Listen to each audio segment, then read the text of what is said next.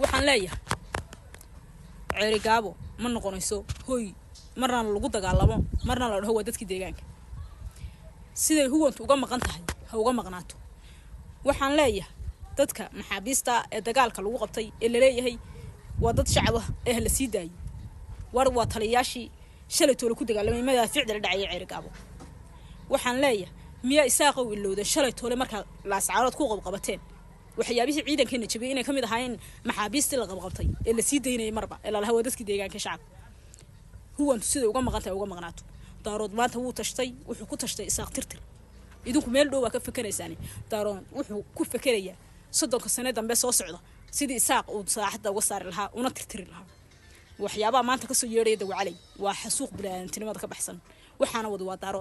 daarood isku duubni iyo maxaa lahayn midnimo ayuu muujinaya wuuna isku tashtay isaaq waxa leedin ku baahan yahay inay isku tashtaan oo sideeda reer shaqa inay isku tashtaan oo ay muujiyaan dalkooda inay difaacdaan dalkooda samcadooda iyo midnimadooda inay difaacdaan maanta waxyaabaha dawacalay ka socday waa huwantii oo soo urursatay oo doonaysa isaaq tirtir waxyaabaha ay ku taameen waxa kamid ah inay hargeysay waxay leeyihiin hargeysay halkan ka dhow aan halkan ka galno dadka saa u fakaraya ayaa idinkuna inta marba qabataan sii deynaysa waa in maadeereeyaan waxa looga baahan yahay inuu meel dheer ka fakarno salaadiinteena aadaysi marba meel walba nabad la taagan war hala laayo salaadiintu inama matalaan marka loo baahdo salaadiinta loo yeedho laakiin salaadiin marba iska soconayso nabad la ordaysa barta laga wada toogto salaadiin ma iyaga huwantay la shaqeeyaan la mid yihiin sidoo kale waxay dawladeena iyo maxay madaxdeena daacad maaha goon isu taagana daacad kama aha i'tiraafkana daacad kama aha waxay u baahan yihiin inay xabar inagu daraan reality xaqiiqda sidaas sababtoo ah halkaas maato iyo ciyaal lagu xasuuqaya war gurud ma u diri kari waaye ceerigaabo ayaa dad lagu qabato guriyo waxa jira askari baa jiray gidaar wax ku qoray waa la xidha haddaanay la shaqeyn dadkaas oo lagu lahayn waxyaabaha may sameeyeen iyo ku sheegay toole markay qaniimo lahayn gaariyaashana qabsanay ma la dhaho dadka iyo guriyaheen ma la dhaho war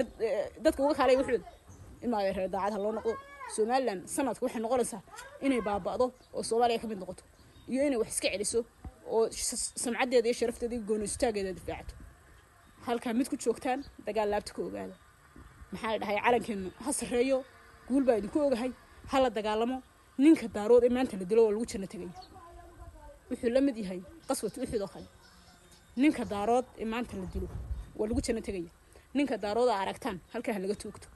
iyo naxariis loo gelin maxaabiista dambe la qaban kara ma jiro maxaa la dhahay wax naxariis dambe naga dhaxays ma jirto war hala dagaalamo hurdo lagu shirnaa isaaq hurdada hala ku cala dagaalamo